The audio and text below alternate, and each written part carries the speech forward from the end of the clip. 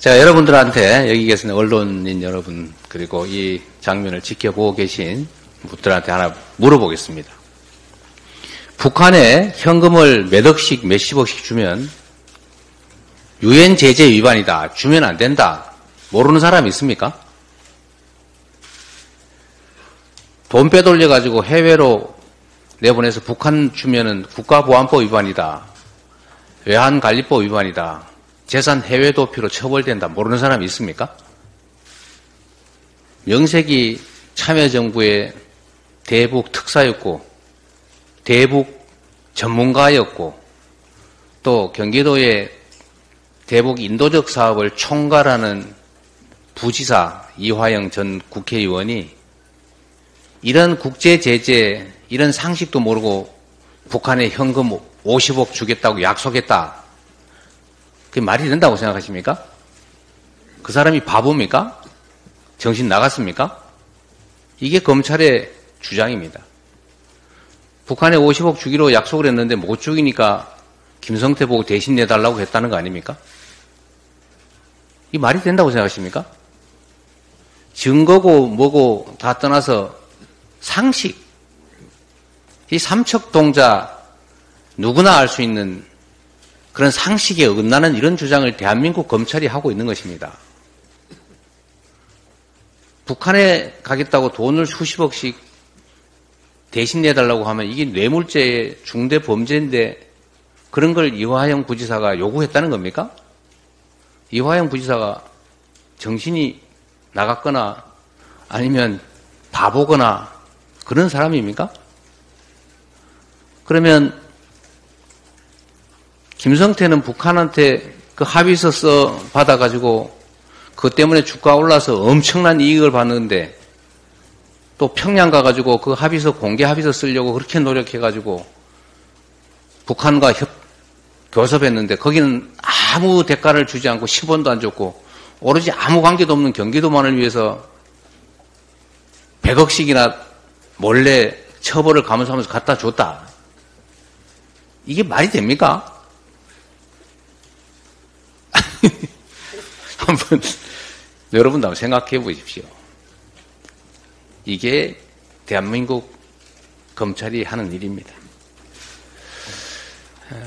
이 상식이라고 하는 게 있는데 삼척 동자도 알 일을 이화영 부지사는 모르고 북한에 약속을 했다. 또 북한은 10월 달에 그 약속을 했는데 11월 달에 왜 이행 안 하냐고 화내면서 쌍봉을 보고 대신 내달라고 그랬다. 이거 북한도 바보입니까? 경기도가 북한을 지원하려면 도지사 결재도 받아야 되고 의사결정 과정에 몇 달은 걸치고 예산 편성해야 되고 그런 걸 모를 리가 없는데 10월 달에 약속했는데 11월 달에 약속 안 지켰다고 화내면서 50억 주기로 했는데 쌍방울 네가 대신 내라 그랬다는 게 이게 말이 되는 소리입니까 이게? 여하튼 이게 현재 벌어지는 대한민국의 검찰공화국의 실상입니다. 판단은 역사가 또 국민이 할 것입니다. 회의를 마치겠습니다. 마쳐버렸는데. 그래, 아시죠? 네. 지금 여러 최고위원들 발언상 정찰 총국, 이호남 이런 얘기를 많이 들으셨을 텐데 도움되고자 제가 2022년 1월 5일자 조선일보 기사 하나를 소개하겠습니다. 영화 공작, 북 실제 모델 일통의 외화벌이 공작이라는 제아의 조선일보 기사입니다. 몇 가지만 읽어보겠습니다. 일본 경찰은 이 무역회사가 2014년부터 2018년 리비아와 러시아에서 석유와 천연가스를 구입해 제3국에 판매한 계약서를 다수 확보했다. 여기엔 중개수수료로 일정 비율을 이호남에게 지급한다는 내용이 포함돼 있었다. 요미우리는 무역회사 관계자가 송금이 지연된다는 메일을 이호남에게 보낸 점 등을 근거로 북한의 외화벌이 활동이 실제 있었을 가능성이 크다고 판단했다 등등 기사고요. 이호남은 2018년 개봉한 영화 공작에 나오는 북한 대외경제위원회 처장 리명훈의 실제 모델로 알려진 인물. 1953년생으로 알려진 그는 김일성대를 졸업 후 북한 대남공작기구인 정찰총국 소속으로 북한과 중국을 오가면서 활동하고 있는 것으로 알려졌다. 2005년 가수 이효리와 북한 무용수 조명희가 함께 출연한 삼성전자 애니콜 광고에 관여했다.